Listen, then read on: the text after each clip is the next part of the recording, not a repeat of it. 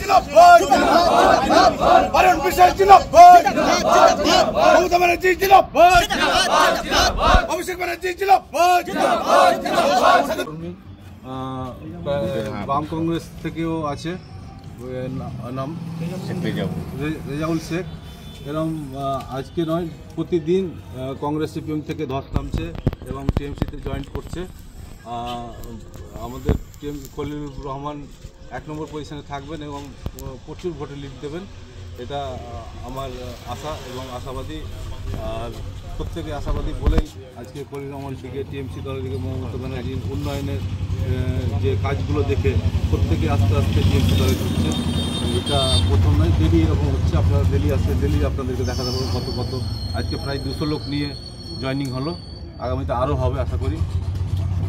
গতকাল প্রচারে তো আখরুজ্জামান এসেছিলেন, খলিলুর রহমান ছিলেন, কেমন প্রচারে সাড়া পেয়েছিলেন মানুষের? প্রচণ্ড ভালো সাড়া পেয়েছিলাম, পুরো সাগর দিকে ঢেউ উঠে গেছিলো, চারিপাশে একদম লোকের লোক ভর্তি ছিল। ফুলের মালা দিয়ে স্বাগত জানালো সবাই, ফুল ছিটিয়ে স্বাগত জানাচ্ছে, যে যেরকমভাবে পাচ্ছে।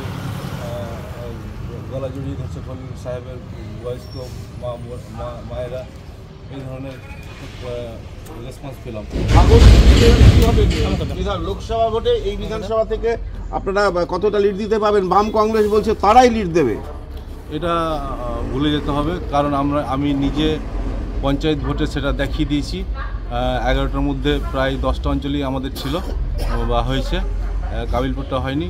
এবার আশা করি কাবিলপুরটাও হয়ে যাবে, তাহলে আপনি বুঝে যান যে সাগরদিঘির রেজাল্ট কী হতে পারে। সার্বিকভাবে জঙ্গিপুরের রেজাল্ট কী হবে? অ্যাভারেজ খলিলবাবু জিতবেই এবং আশা করি যে ভোটে জয়ী হয়েছিলেন উনি, ওর থেকে বেশি ভোটে এবার লিড দেবেন। আপনি ঢুকলেন কোন পার্টি থেকে? আমি সিপিএম বামফ্রন্ট থেকে। কি কারণে ছাড়লেন সিপিএম? আমার কার্যক্রম আমাকে ভালো লাগছে না, আমার দিদির কার্যক্রম কাজ উন্নয়ন দেখে খুব মুগ্ধ হয়েছি আমি।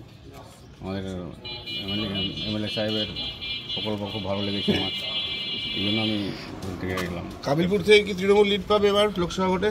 নিঃসন্দেহে লিখবো, অনেক ভোটে লিখবো। আপনি কোন দল থেকে আসলেন? আমি কংগ্রেস করতাম, আমি তৃণমূলে 5 বছর থেকে জয়েন দিয়েছি। কি কারণে আসলেন বাইরন বিশ্বাস হাত ধরে তৃণমূলে?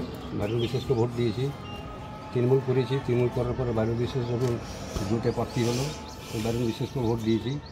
হ্যাঁ, ভালো লাগলো না, তার জন্য আবার তৃণমূল বাইরন বিশ্বাস তৃণমূলে জয়েন দিয়ে দিল, আমরাও তৃণমূলে জয়েন দিলাম। আর কেউ আছেন? কিন্তু যে পার্থক্যটা থাকবে, একটা বিশাল পার্থক্য থাকবে। এটা সেকেন্ড পজিশন বলা যায় না কংগ্রেসকে, মানে অনেক নিচে থাকবে কংগ্রেস। আইএসএফ কি বেশি ভোট টানবে? সাজান আইএসএফের কোনো গল্পই নেই, আইএসএফের তো ওইদিকে কোনো ভোটই নেই, শুধু এখন এসছে কংগ্রেসের হাত শক্ত করতে।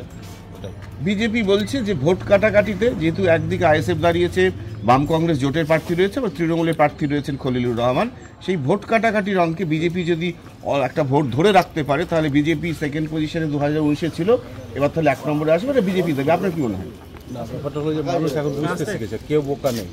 মমতা ব্যানার্জি এত উন্নয়ন, আমাদের এমপি সাহেবের উন্নয়ন, আমরা বিধায়ক হিসাবে যতটা পেরেছি করেছি। মানুষ চাই কাজ যে পার্টি ভালো করবে ওই পার্টির সঙ্গে আছে। আজকে টিএমসি করবে এটা কোনো কথা নেই, কাজের দিকে আমার টিএমসি পার্টি কাজে বিশ্বাস রাখে আর কাজ করে দেখায়।